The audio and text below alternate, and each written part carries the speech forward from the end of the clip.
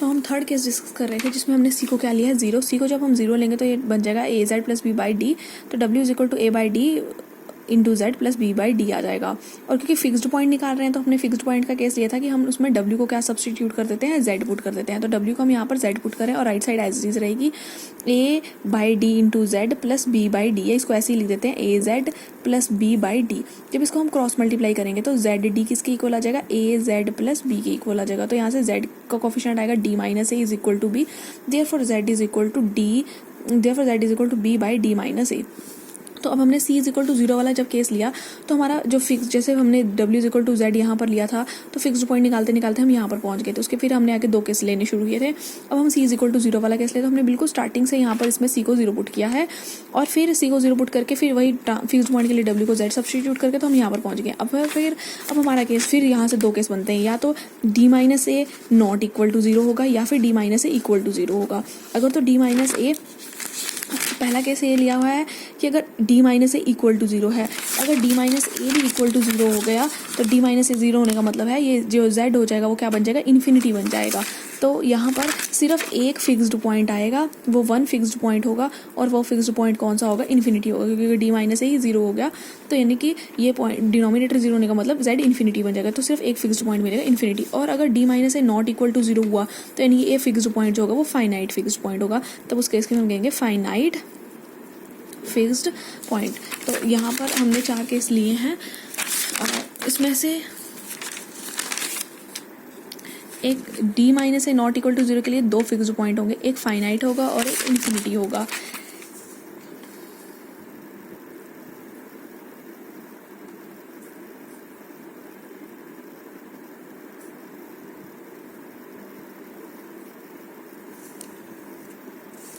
तो उसमें 2 fixed point मिलेंगे।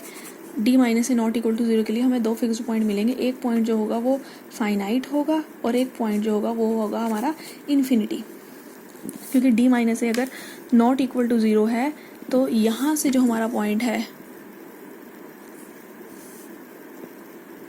क्योंकि because c is equal to 0 के लिए अगर हम c को यहाँ से 0 पुट करते हैं तो यहाँ से एक पॉइंट मिल रहा है इन्फिनिटी, यानी एक फिक्स्ड पॉइंट आ रहा है इन्फिनिटी।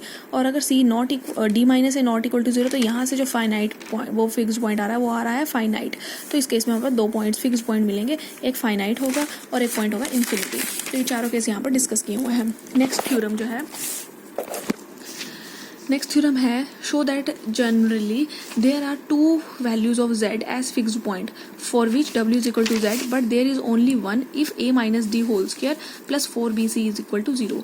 तो इसमें हमें प्रूव करके दिखाना है कि फिक्स्ड पॉइंट कैसे निकालते हैं, w को z पुट करते हैं तो 2 फिक्स्ड पॉइंट मिलेंगे, मगर एक ही फिक्स्ड पॉइंट मिलेगा अगर ये है वो किसके इक्वल हो जाए, 0 के इक्वल हो जाए। तो सेम आर्टिकल जैसे अभी हमने किया था, w is equal to az plus b by C Z plus D Mobius transformation ली, ad minus bc not equal to 0 लिया।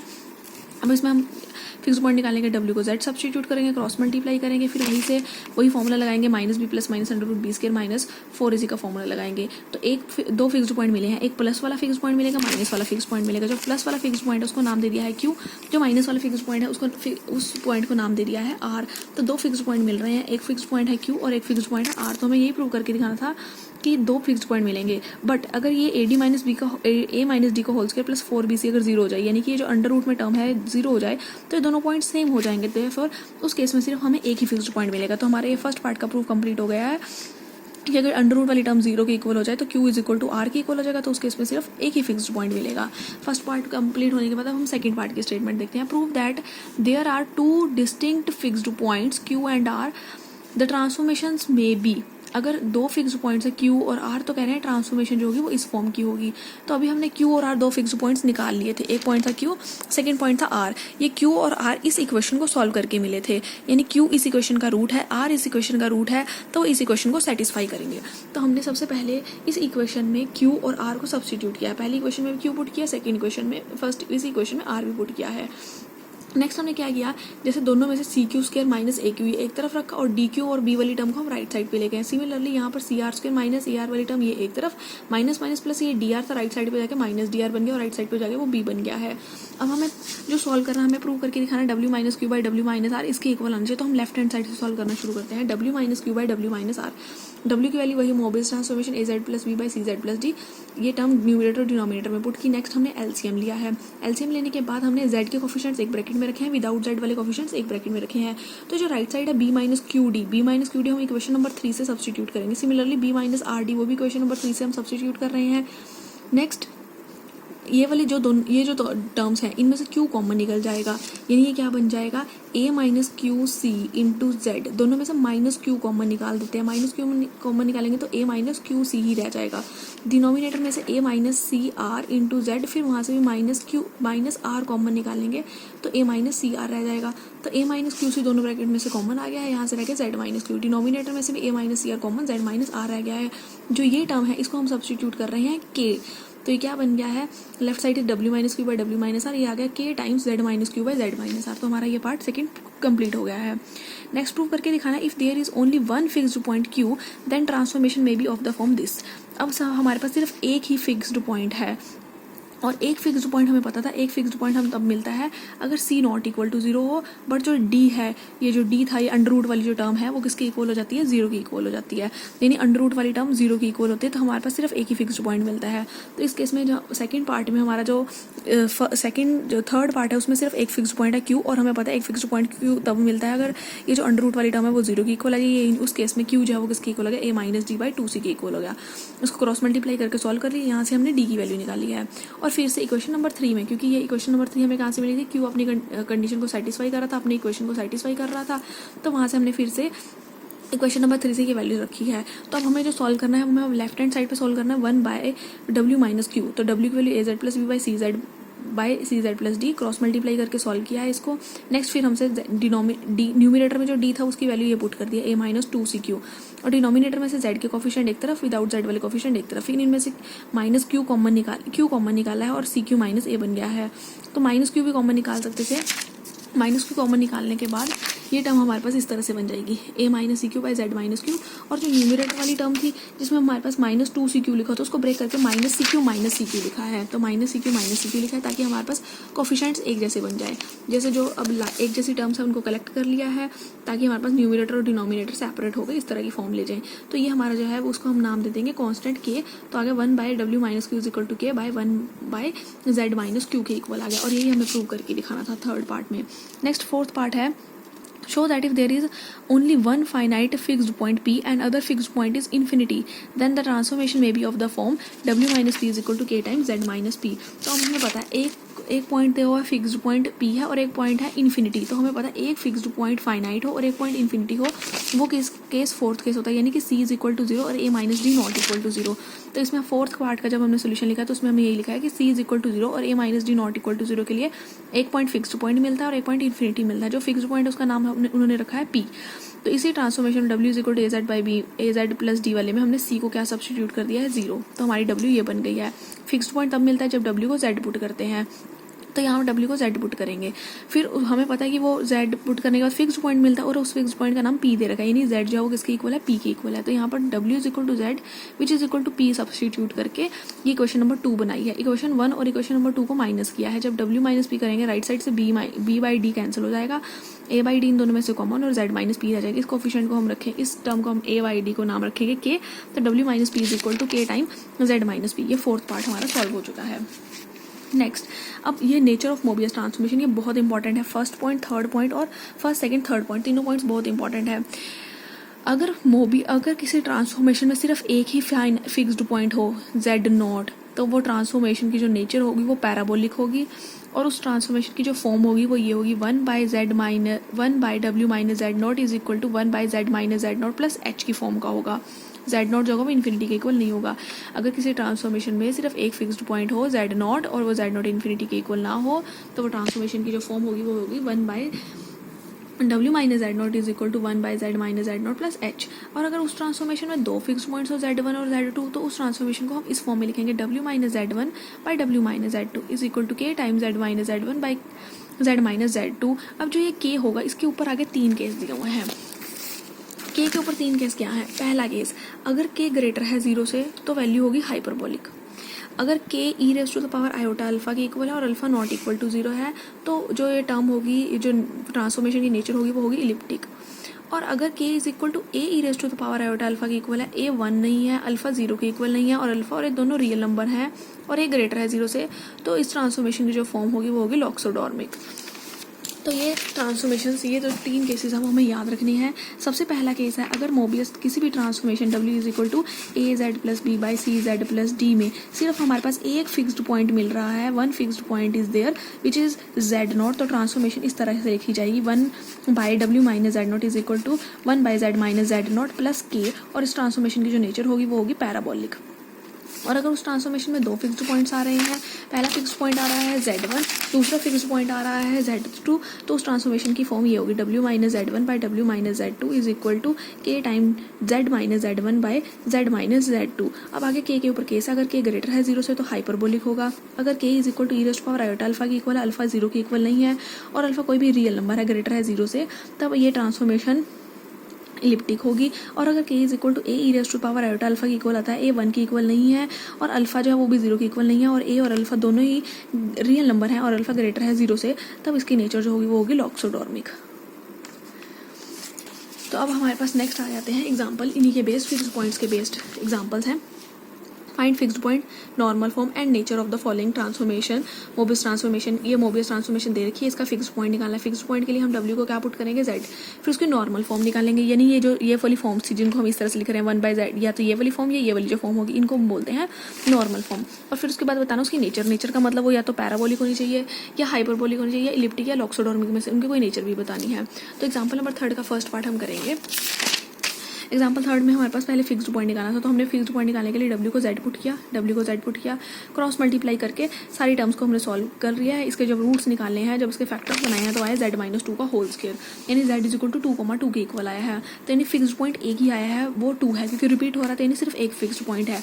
तो हमने इसमें पढ़ा था अगर सिर्फ एक ही फिक्स्ड पॉइंट हो तो वो फिक्स्ड पॉइंट के लिए ये ट्रांसफॉर्मेशन आनी चाहिए। तो अब फिक्स्ड पॉइंट हमारा जो आया है वो क्या आया है 2, तो यानी यहाँ Z नोट की जगह पर आएगा 2, तो क्या आएगा 1 by Z minus 2 is equal to 1 by W minus 2 is equal to 1 by Z minus 2 plus H, वो H कॉन्स्टेंट हमें नहीं पता है कि क्या होगा।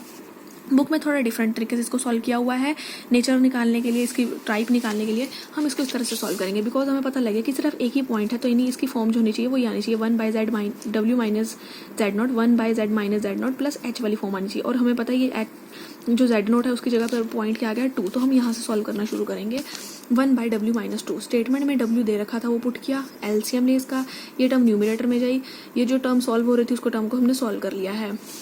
अब हमें पता है कि हमें राइट हैंड साइड पे सिर्फ डिनोमिनेटर में क्या चाहिए 1 बाई Z माइनस 2 वाली फॉर्म चाहिए, तो न्यूमिनेटर में हमें 1 चाहिए था और डिनोमिनेटर में Z माइनस 2 चाहिए। तो 1 बनाने के लिए हमें क्या किया, हमने इसमें 1 ऐड किया और 1 सब्ट्रैक्ट किया है ताकि हम ऊपर भी Z माइनस 2 ले आए और अगर नीचे भी Z माइनस 2 आ गया तो वो 1 बन जाएगा।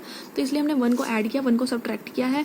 ये Z माइनस 2 से ये Z माइनस 2 जो है वो कैंसिल हो जाएगा, क्या रह जाएगा 1, और एक जो ये 1 है वो डिवाइड में Z by Z minus 2 as it is रह गया। तो ये वही फॉर्म बन गई है 1 by W minus 2 is equal to 1 by Z minus 2 plus में H चाहिए था, वो H की जगह वो कॉन्स्टेंट क्या आ गया 1।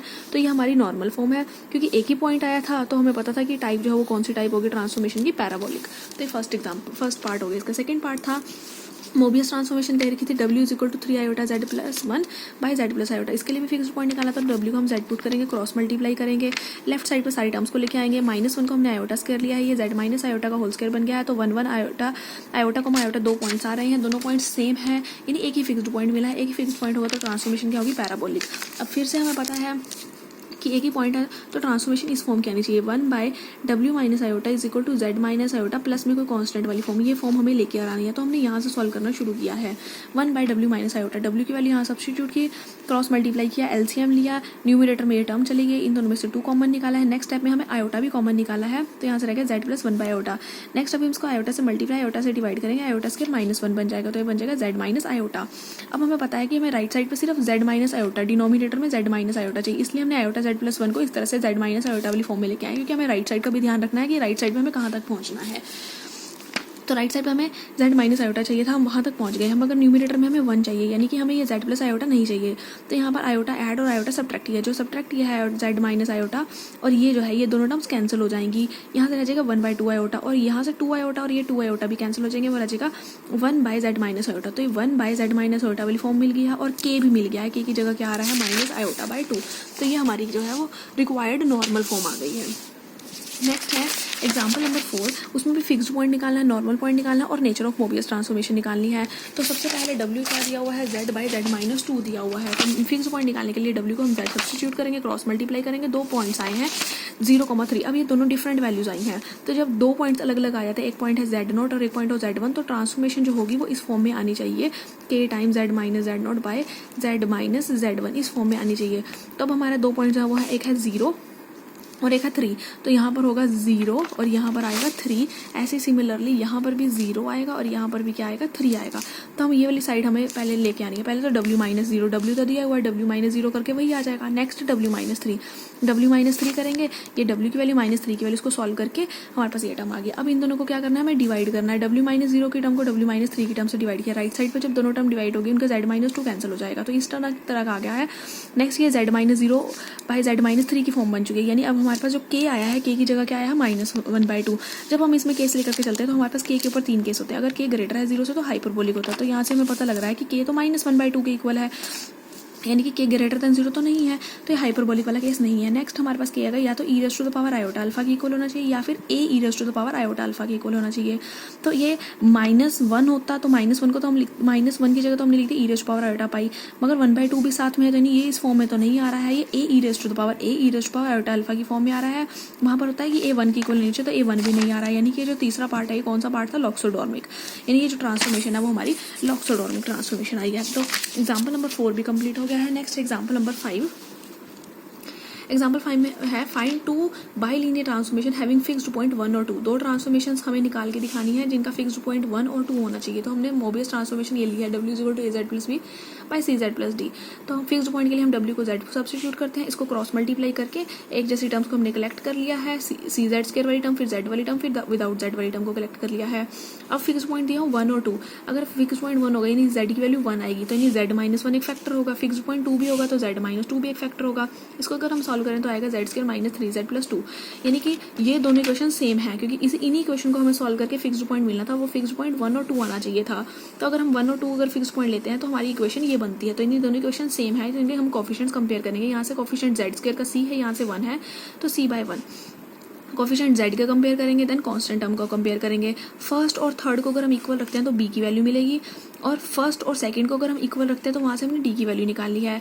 B और D की वैल्यू अभी जो स्टार्टिंग में ट्रांसफॉर्मेशन ली थी, W की जो वैल्यू थी AZ plus B by CZ plus D वाले में, उसमें हमने W को सब्स्टिट्यूट कर दिया, यानी ये वो ट्रांसफॉर्मेशन है जिसके 2 फिक्स्ड पॉइंट मिलेंगे। बट हमें एक्जैक्टली टर्म चाहिए था, ये नहीं, हमें A और C नहीं चाहिए था, तो हमने A और C को अपनी मर्जी से सब्स्टिट्यूट कर लिया। जैसे हमने A को पुट किया है 1, तो C को पुट कर दिया -1, और A को पुट किया 2, C को -1 पुट किया। कोई भी हम 2 अपने मर्जी से नंबर ले सकते हैं। A और C की एक वैल्यू पुट करेंगे तो एक ट्रांसफॉर्मेशन मिलेगी, A और C की एक और वैल्यू सब्स्टिट्यूट करेंगे तो 2 ट्रांसफॉर्मेशन मिलेंगी। क्योंकि हमें 2 बाइलिनियर ट्रांसफॉर्मेशन निकाली थी, तो हमने 2 ट्रांसफॉर्मेशन निकाली। हम A और C की वैल्यू अपनी मर्जी से कुछ भी सब्स्टिट्यूट कर सकते हैं।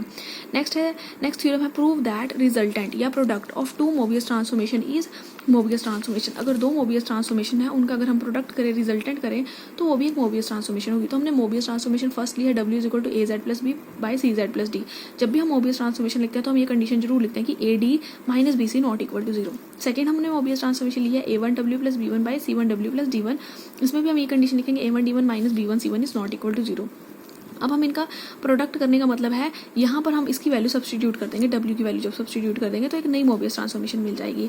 तो यहाँ W की वैल्यू सब्स्टिट्यूट की है, AZ plus B by CZ plus D। Denominator में भी W की वैल्यू सब्स्टिट्यूट किया है, इसका LCM लिया है, जो दोनों का डिनोमिनेटर है वो कैंसिल हो जाएंगे। फिर दोनों में से हमने Z वाली टर्म्स एक तरफ और विदाउट Z वाली टर्म एक तरफ रख दिया है।